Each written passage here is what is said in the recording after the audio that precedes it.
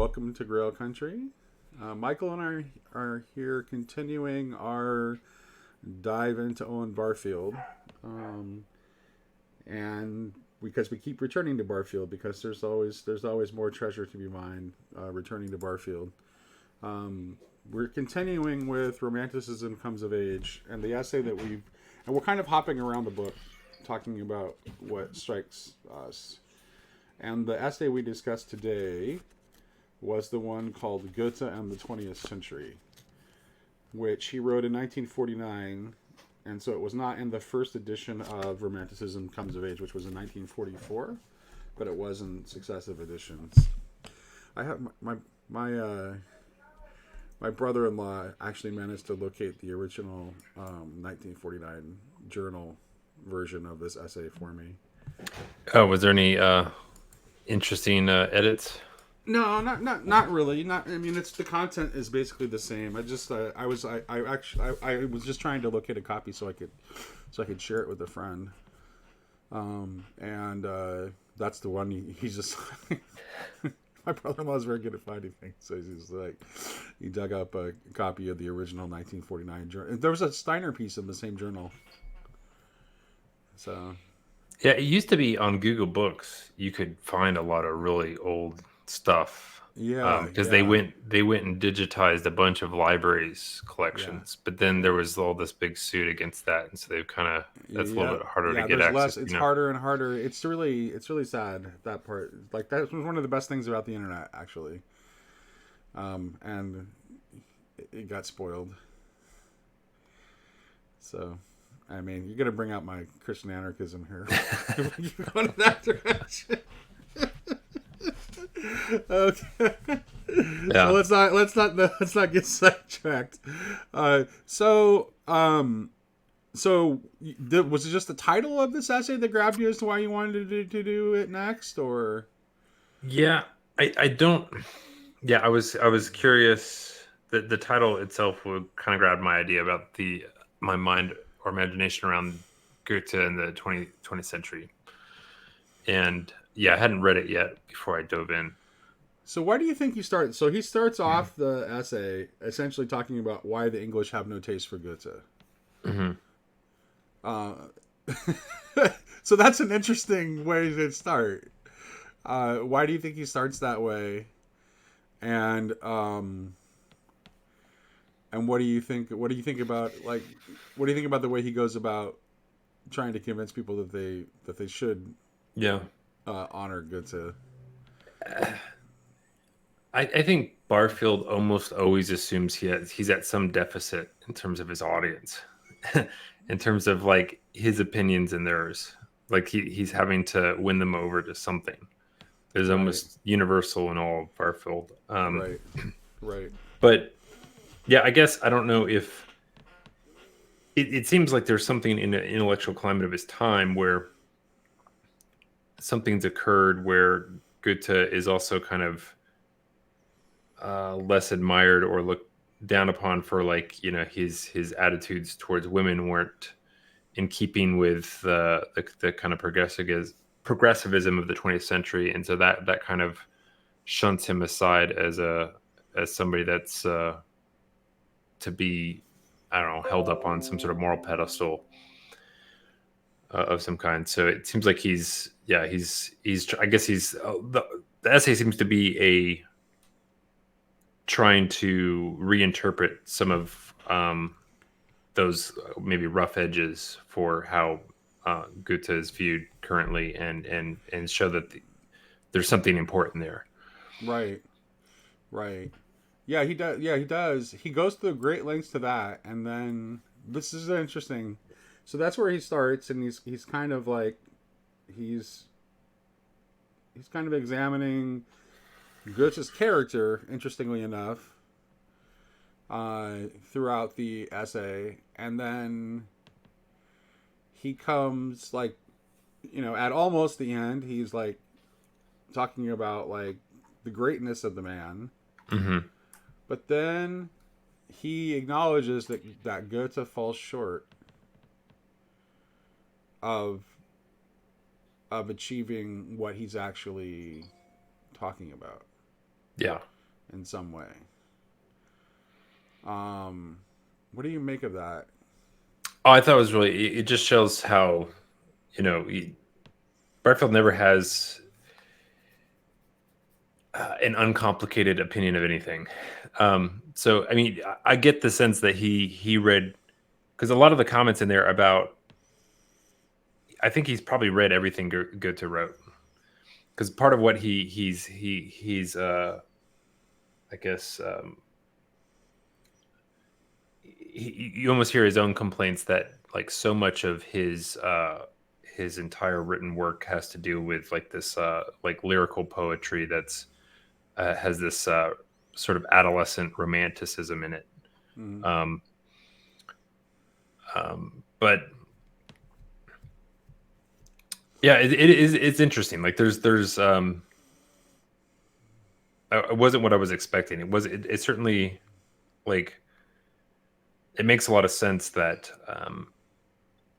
that he kind of singles out this sort of because I think part of the issue that he takes with him is that Goethe doesn't take his Christianity as seriously as he could. That it's sort of like another one of the sort of useful things in his locker of intellectual stuff, but he doesn't take it seriously enough to be completely transformed by it in the way that his ideas should have led him Yeah, and the way to and he talks experience. about it, like he ends the way he ends. He's talking about it. He's clearly referencing the alchemical marriage. He uses the word chemistry specifically to point you that's because he's talking about Goethe's greatness of soul, right? Which is this is what Nietzsche admired about him. Hmm. His greatness of soul. But he says that for all of what he seems to be saying, and we can go back and look at that passage near the end if we want. What he seems to be saying is that despite all of Goethe's greatness of soul, he never manages to accomplish the marriage of soul and spirit. Like that's the chemistry that never happens for Goethe, and yes, it does have to do with the way in which Goethe never took his Christianity seriously enough for Barfield. Yeah. But then again, it's like, I mean, people But are it's always kind Go ahead. well, it's kind of in keeping with the theme of the book, right? The book is Romanticism Comes of Age. So it's about all these romantic figures that don't quite get there. Like their ideas were leading them to a certain thing, and for some reason they all kind of fall, you know, they all miss the mark in terms of providing something that was more substantial, which is partially why, you know, now he has to come back later and defend these what was good in them to rescue that for building something, you know, Yeah, for the future. right. And he's like, this is where I keep like this. I remember back when we were doing our series on Douglas Harding's Hierarchy of Heaven and Earth. I kept seeing parallels between Barfield and Harding, and I think this is where he's trying to point there. This is another place where I see a parallel because what he's saying specifically that Goethe failed to see is that one achieves the marriage of spirit and soul by not claiming spirit for oneself. Mm-hmm. That you only gain the gift of spirit by letting go of claiming it for yourself. And that's how you paradoxically gain it. Yeah. Which again, And I go ahead. I think he's making the point too for the romantics, because they were coming into this sort of realization or felt experience of the greatness of man and this sort of divine connection to the powers of the soul, that for them it was easy for them to kind of get lost in that and not take it further. That seems to be what Goethe is. He's saying it happened to him as well, that he becomes a little bit too more inwardly focused. let's take Barfield to task for a minute. As much as I love Barfield, there's one thing about Barfield that isn't and never see, and I know you sense it too, so I'll know you'll be with me on this.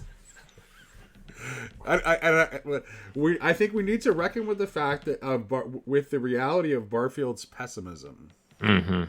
right? So it's like because he talks about like that man is granted is evolving into and is granted this cosmic intelligence, right? This co-identity with God, that that's which is what the move to final participation is it's the dawning of that realization, and the bringing into reality of the potential that speaks to. But he says it's for good or evil. He does not trust. Yeah. He does not. Where is the like? Does he really trust? Here's what I want to ask: is he holding that tension because he wants to keep us like in doubt about whether our own actions are for good or ill, for the health of our for the health of the individual soul, or is there really a fundamental pessimism there? Does he really not trust that all is well at the end of the day? That's a great question. Yeah. And I could make arguments for both sides. So I'm kind of like in the middle myself. I do think, I mean, you could say that he doesn't really get Christianity either, in a certain sense. And one of the things you have to remember too is that he was a late. I think it was not until like the late 40s that he became officially Anglican. He didn't become serious as a practitioner in the Church of England until rather late. I mean, he still was a practitioner for a long time because he lived so long.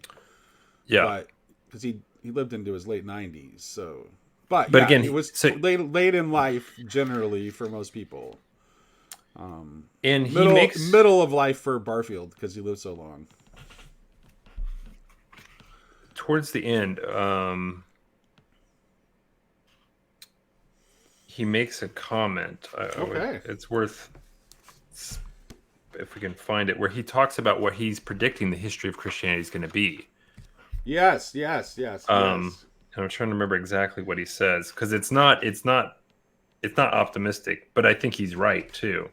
So he's seeing the trends of the secular world and the way in which they're kind of influencing the church. And he predicts, is that after I just have to, while you're looking for that, while you keep looking for that, because there's another part that I wanted to share because it cracked me up because it reminded me, the friend I was sharing the essay with was Jordan Daniel Wood, by the way. And I couldn't help but think of some of the conversations I've had with Jordan Daniel Wood where, he talks about, when people level pantheism as a sort of like a rhetorical weapon against this position. Like how frustrating that is because it's just a polemic. The way people use that word, it's just a polemic. Because if you're actually trying to understand the God-world relation, if you think that is something that is going to be completely comprehensible to human reason, you're a fool. Absolutely. It's going to end up. It is definitely going to end up confronting you with paradox if you're actually being serious about the question. So to just use so Barfield has this line that I shared with him.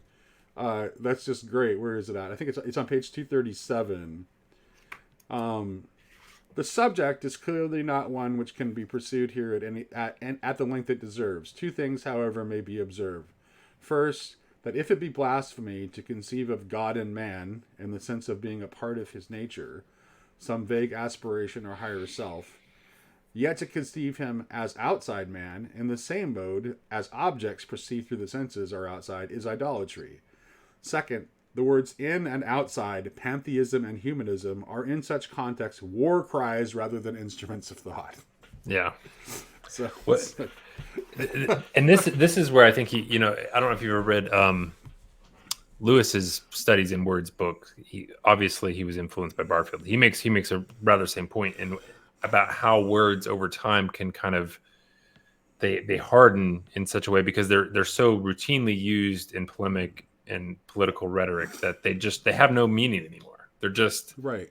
They're just intended to inflame, And the kind of like Barfield has Barfield. This is one of the reasons I brought this to Jordan's attention is that this essay actually brings the forefront of the importance of incarnation in Barfield's thought. So you can see how like Barfield thinking through incarnation comes to a very similar kind of pan-Christic vision that Jordan comes to in the whole mystery of Christ through his study of Maximus. And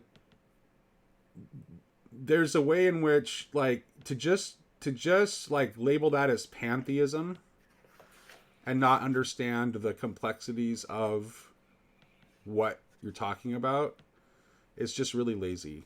Mm-hmm. So anyway, yeah, I don't know if I'm ever going to find this, but if I do, I'll put it in a comment or something. But yeah, I think what you were the issue you were bringing up there around what does Barfield think about the future? Yeah, and is how confident is it? He seems like it's not fixed, right? Yeah. So it's like, and I kind of like, but I don't think it. I don't know that I disagree with him. Yeah, exactly. I think and this is, I think, why Barfield has been so interesting to me and why he retains an interest, even though I don't feel like I ever completely understand him. Because I do think part of that complexity there is the degree to which we have real agency and have impacts on the shape of the story. And Barfield's saying, yep, it's real. It's legit. It's so legit that we could, as we've seen throughout history, crash on a shore that, like wrecks the boat completely and we have to kind of start over. Like that seems to be what he's suggesting is in the realm of possibility, which I still think, you could still hold a belief that yes, even that wreckage is still used. Does Barfield have any sense of providence at all? Like even like, so it's like, I tend to have compared to say like a Calvinist, I have a comparatively limited sense of providence, but I have some sense of providence, right? And the way I tend to approach providence, I feel like the beginning and the end are secured, and the beginning and the end are the same. But everything else is completely indeterminate. Yeah. Like how you arrive is it's completely up to you. Like there's no. Yeah. Well, exactly. It's like, well, God is acting, but how is he acting? And in a certain sense, the way he's acting is so small as to be imperceptible in most instances, unless you're actually looking for it. Do you think he's influenced? Like, you think there's like do you think there's like a little bit of like, oh, okay, let's think this through. Do you think there's a little bit of like Burma sneaking in here? Where it's like, okay, just like arriving at some sort of co-identification with humanity and divinity through this arrival of cosmic intelligence in the human being, through the evolution of consciousness. It's not like it's like like Chardin's vision of the Omega Point, which is very very similar to what Barfield's talking about, is like much more optimistic, I would say, than than Barfield's vision. Mm-hmm. It's almost as if Barfield is like has this kind of vision of like a god. Is God in Barfield's vision not entirely good? Like, I is don't there a know. I way can't. in which like is there a way in which like is there a way in which that like what we referred to as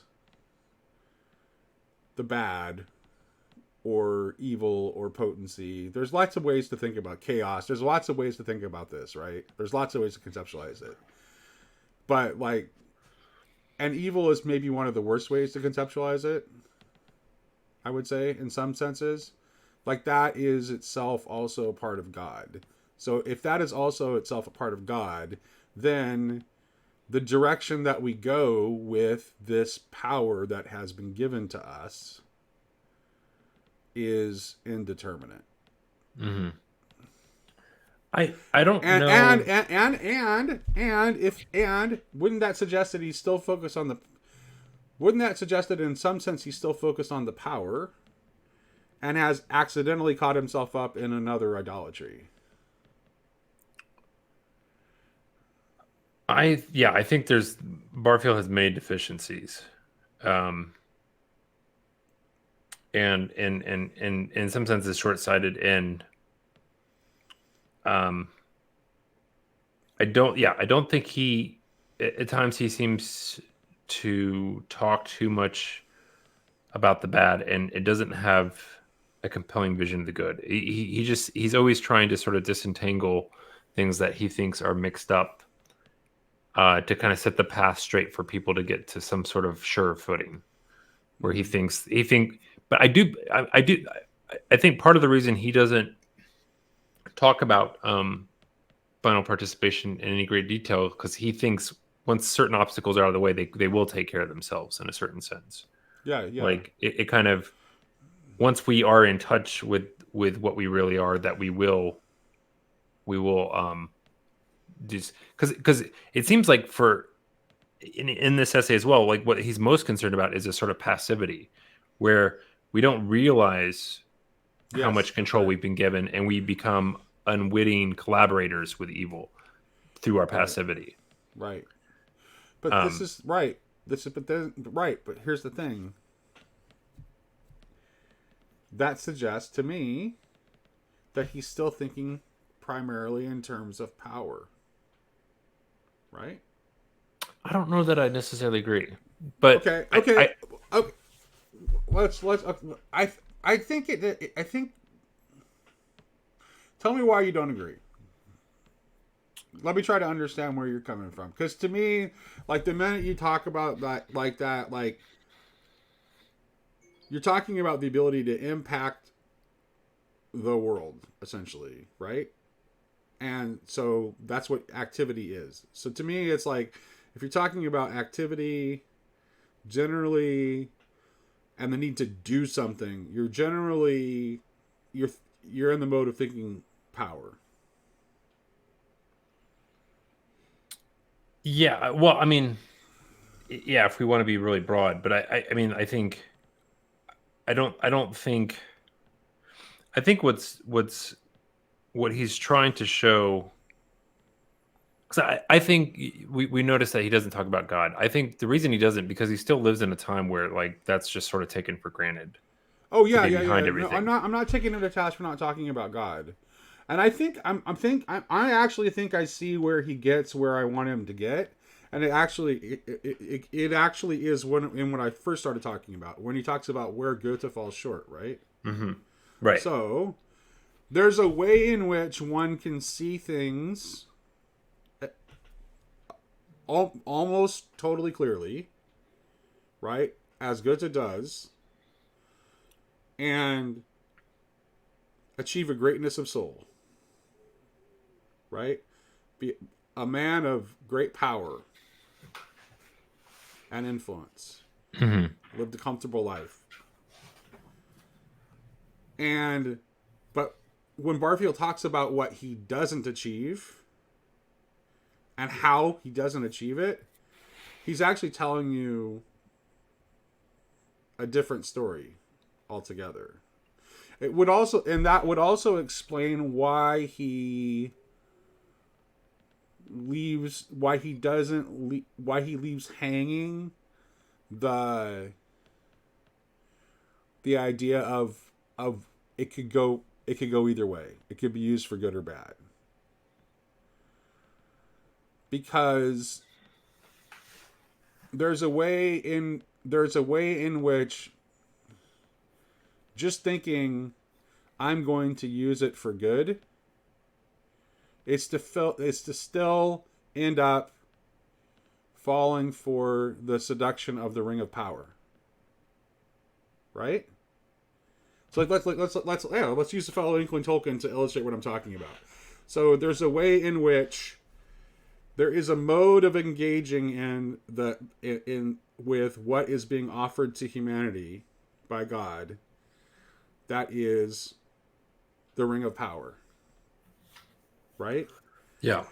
And even if we want to use that for good, it will not it will turn out badly. So he says the way we actually, so he's actually pointing to how do you actually learn to unite yourself to this in the proper way rather than seizing the ring of power. You throw it into the cracks of doom. Hmm. But what happens in the process, from Barfield's point of view, is that you then become like you achieve the marriage of spirit and soul. You become totally unified. Like essentially, what happens is that the spirit now dwells in you. Hmm. This is what never happened for Goethe. He achieved this greatness of soul, but the spirit was never dwelling within him. And the spirit was never dwelling within him because he would never get to that place of the way Harding says it is just like giving up essentially giving up everything that you claim for yourself. Right? This is what Christ says to the rich young. Actually, Goethe is the rich young ruler and Goethe are very parallel, Hmm. right? Figures, right? And what Goethe needed to do was the same thing that Christ told the rich young ruler to do, and it's the thing that he would not do, and it's why he didn't. So that's how. Yeah, I agree with everything you're saying, but And I think what Barfield is doing is like he's trying to.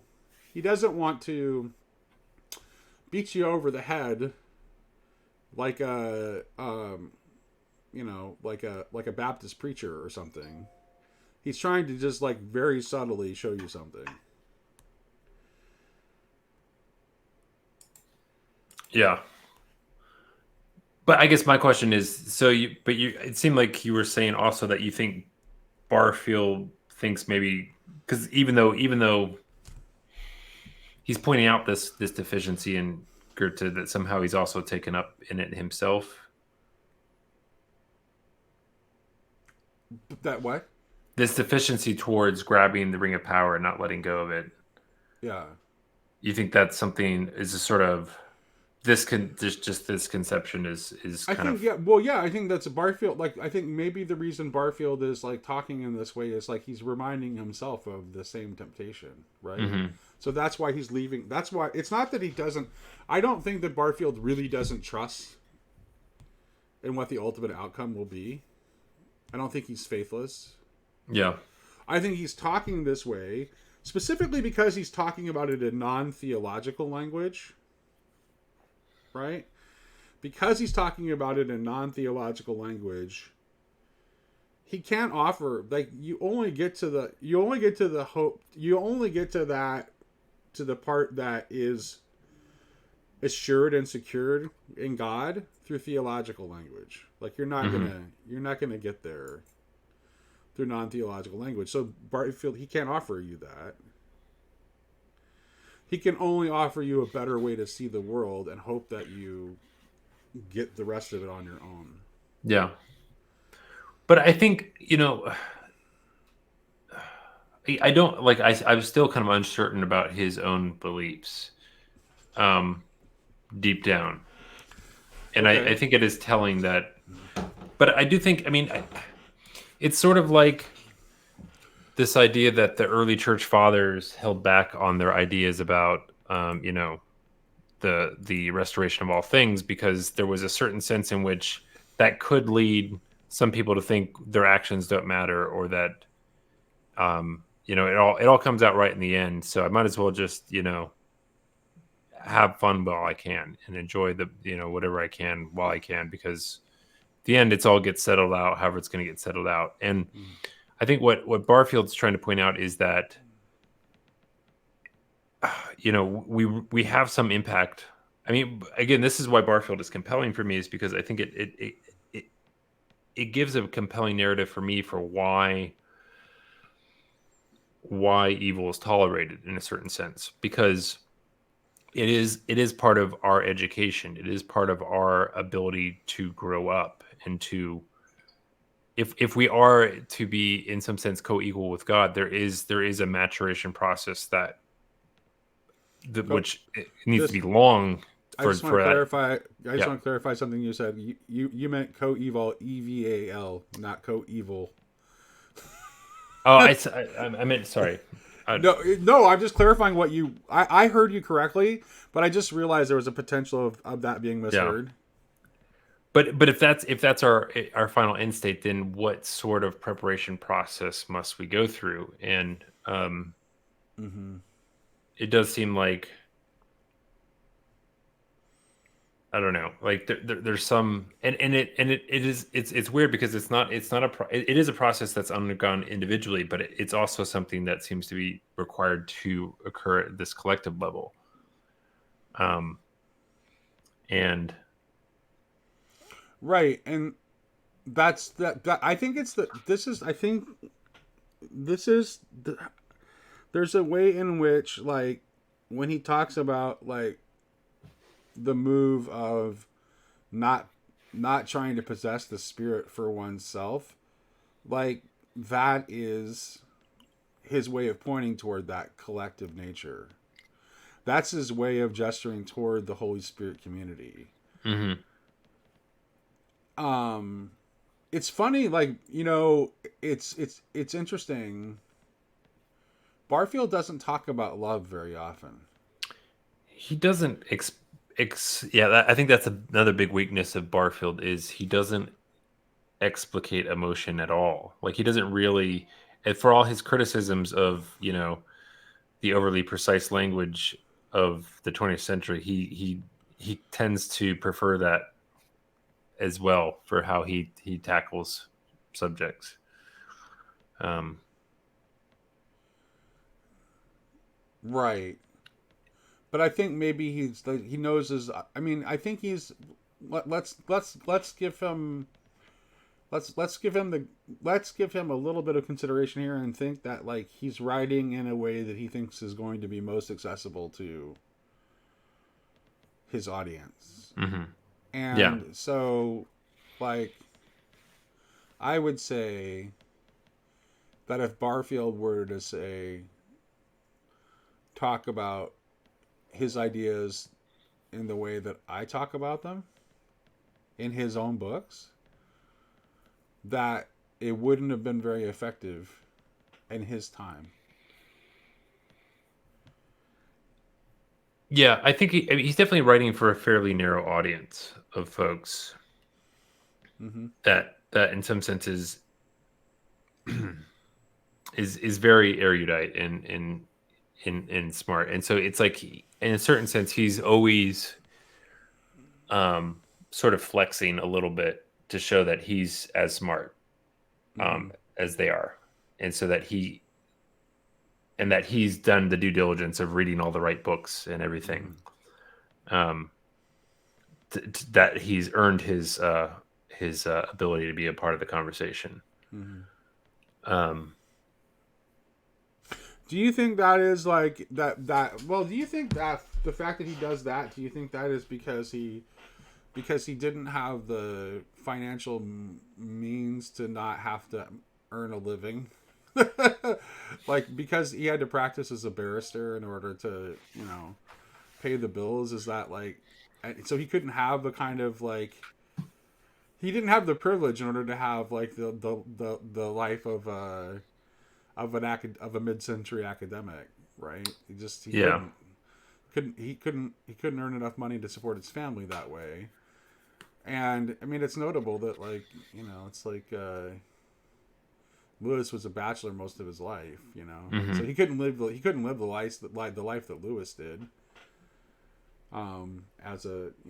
as a university yeah. I professor. wish I knew more about So his that home mean that life. put him in a position of like I think that's why he does that. I think Well, that's yeah, why he definitely, in terms of the Inklings, he was definitely on the outside in terms of not being an academic. So, in some sense, maybe he was already well, treated as Charles something of it. Williams too, who was Yeah, a book editor, also not an academic, and he was working yeah, class background too. but more So directly in the business, so to speak, of art, right? I mean, in a certain sense, I yeah, think. right, that's true. Yeah, he was at least yeah he was in the literary world because of his position as an editor. Yeah, Yeah. So I feel like, yeah, Barfield, as influential as his ideas were, was always kind of a little bit on the outside. Um, and and he yet when you go back and read the writings of the other Inklings after having read Barfield, a lot of Barfield, it's like he's popping up all over the place. yeah. So, Well, because uh, I mean, he wrote a lot of like his really important things, like poetic diction, were very early, so they were formative in terms of here's what his I think. arguments Here's what I with think is Lewis. going on in Barfield. I think Barfield is more Christian than he lets on. Oftentimes, I think he's restricting himself. I think Barfield kind of shares Lewis's sense, like Lewis's sense that almost like for the modern world, as the modern world was in their time, like deep. I don't think this is necessarily true anymore because I think we've already started to become pagan again, right? Yeah.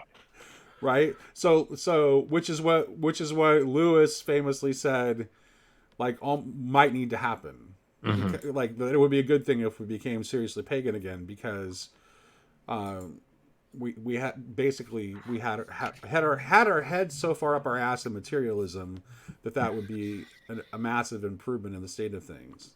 So Barfield is primarily trying to get you to see the world as alive again. hmm That's his goal, right? And this is why he's holding up Goethe.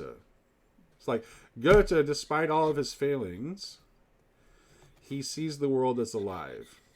And I haven't even talked about like the obvious sociology in this chapter. Yeah, but Like you yeah, think that would be the well, first thing I would yeah, go where for, the feminine, yeah. right? Well, it's Goethe's vision of the divine feminine, um, and which and is the specifically that connection to the human soul. so this is yeah that's right correct because that's the soul part like that is like that's right the divine feminine and this is like it's funny because I've said this before and Barfield just kind of confirms like my intuition. It's like the reason it's so hard to talk about the divine feminine is because it's too close, hmm because we are it is us, right? And but it is also Mary, who is like the representative of the fullness of what we can be, which is why Mary is associated with the church, right? But then he also makes the point about how the this consciousness that has become so um what is it, I don't know, so obvious to us now, that Right, so we so easily self-identify with, is right, not that soul. right. And that's the spirit. That's the spirit. He says that we only gain by giving away. That we hmm have to give it up in order to gain it. which is like which is like, even though he's not saying it in theological language, he's pointing you directly toward the mystery of the cross. Mm-hmm. Like, that's what he's doing. And so, which I think is why he doesn't want to assure you that all will be well, because like it's this sort of this like guardian of the threshold kind of situation, where Well, I'm it's like curious too. you have to face things in the fullness of what they are, without having the assurance. This is actually he's very close to where Kierkegaard is in Fear and Trembling here. That's why he's not telling you it'll be okay, because you Mm-hmm. can't make the move of the Knight of Faith if you are, well, I guess, well, the Knight of Faith does end up, that's actually, so maybe he's stopping short of that. But here's the thing though, is that paradoxically, like, you have to pass through the resignation phase first before you get to the Knight of Faith move. Mm-hmm. And so, as an evolution of consciousness thinker, I think he's riding for where we are. Because I think he senses that modernity is about ready to run itself completely out of steam. And so he's kind of almost preparing us for where we're headed, which is for the for the stage of infinite resignation. And the move toward the Knight of Faith still remains for us to achieve. Yeah. What do we know much about Steiner's eschatology?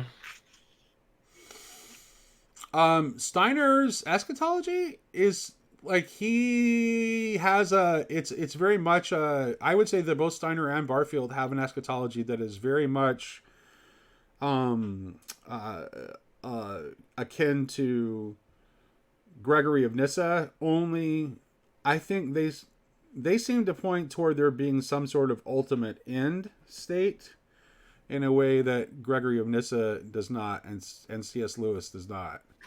Yeah. I don't see the they like there is a final stage in it's a seventh stage essentially of the evolutionary process for Steiner, and I don't know if Barfield follows him there or not. But is it in doubt, the or is it question sort of is whether that inevitable? seventh stage. Here's the question I have. I don't know. It's like Steiner. Like, I haven't read enough Steiner to know whether he conceives of that seventh stage as like an absolute, like, static sort of, this is the end of things, as a stasis or repeated stasis, as some people conceive the eschaton, or if like that seventh stage is a from glory to glory kind of idea for Steiner. I don't know. I don't know the answer to that. I haven't read enough Steiner to know. I think Barfield is a Christian. I think this is one of the reasons why he holds why he holds it open. Right? Yeah. Like, it's for good or ill, this is what's been given to us. Yeah. I found that that implies an open-ended, a spiral dynamic sort of eschaton. Further up and further in, as Lewis put it. I found that quote that we were talking about earlier. Okay, good. So, and I'm trying to think, and this is typical of Barfield, where you're like, where do I start? Like, how do I make sense of this? Because it's like you're like, everything's pointing back to something else. So he talks about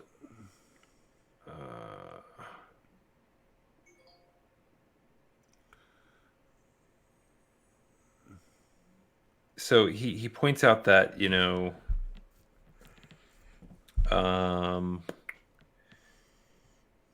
that Goethe has this incredible detached, onlooker. This onlooker is his word for this consciousness, this thing that that's always watching as we do something now in the modern period, which is portrayed, he says, by Mephistopheles in the in Faust.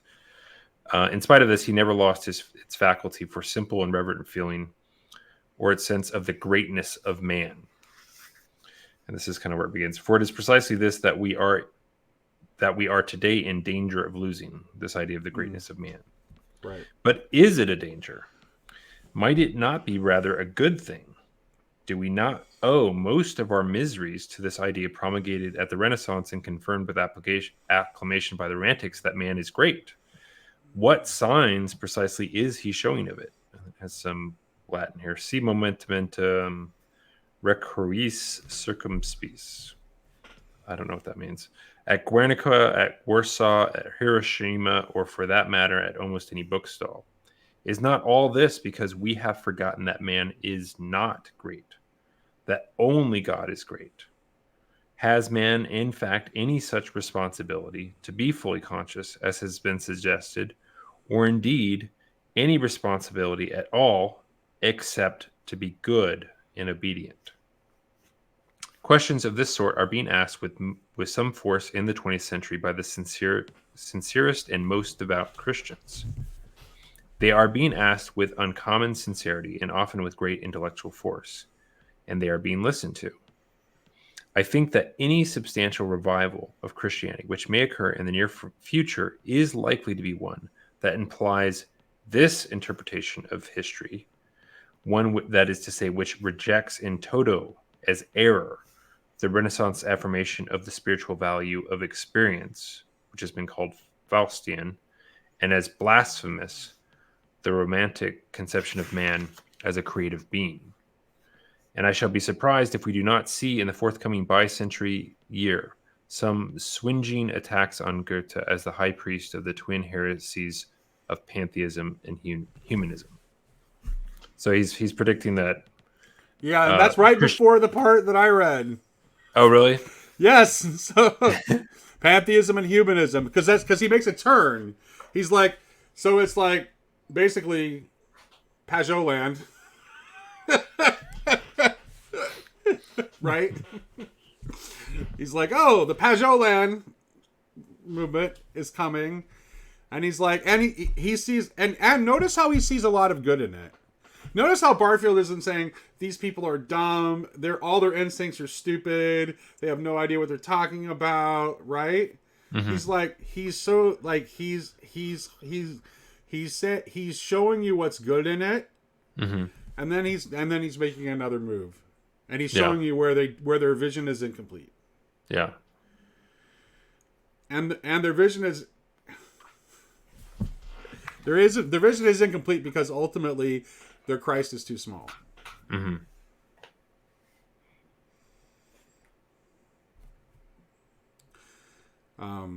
Because that's the move he makes is actually to start talking about the incarnation and to make claims that are pretty explicitly panchristic, and to basically say that if you think that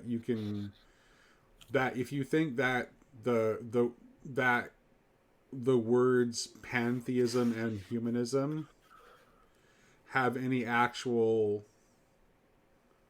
meaning or valence and aren't just polemical terms, then you deluded yourself, because you cannot reduce the complexity of the God-world relationship to categories that you can grasp with your reason. Yeah. You just can't. And Sophia will crop back up again no matter how many times you try to put her down.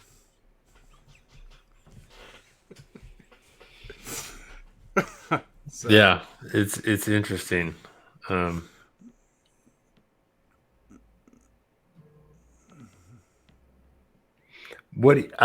here's the thing. I mean, this is the thing. This is the rub, right? It's like,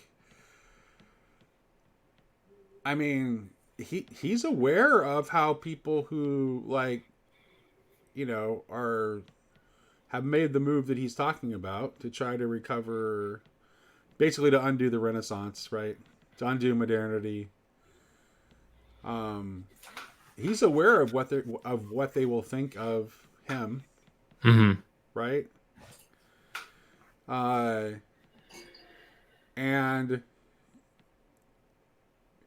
there's a way in which, And he is writing for though, the future even very though, and consciously. there's right, yes, definitely, and there's a way that even though that party thinks that they are on the side of Christ and the side of the Spirit, that they are actually against it, and they will see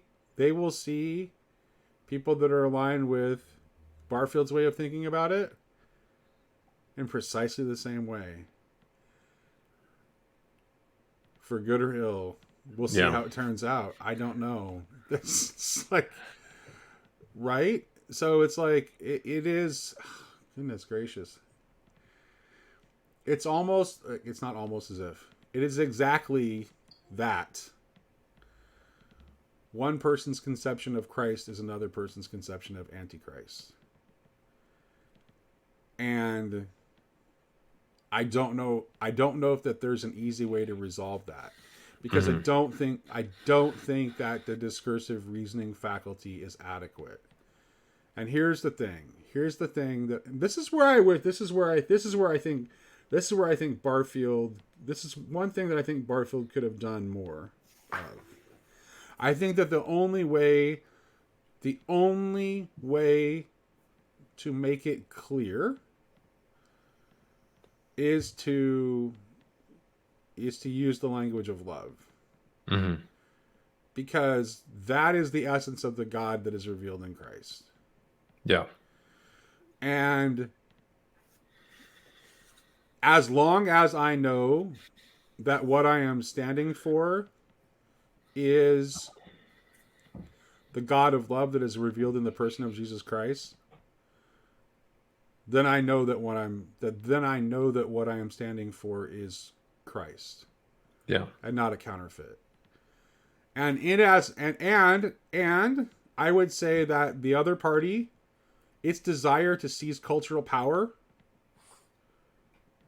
for all of its good, and there's a lot of good in it, for all of its good, it betrays who the ultimate master of it is. Yeah. I think you're absolutely right. The love is the only word that has retained this sort of complexity to it, that is able to demonstrate both this sort of keen desire to be in connection with something, but also for that something to have its own existence apart from you, and have its own individuality and separateness, and so forth. So and I feel like everything, love is one of those words that it resists that sort of oversimplification to a binary, and yeah, and I do wish, Barfield had a little bit more poetical connection to that. I mean, I think he talks about beauty, and he talks about the imagination, but he misses out on this sort of. I think he thinks that is for the theologians to talk about. Yeah.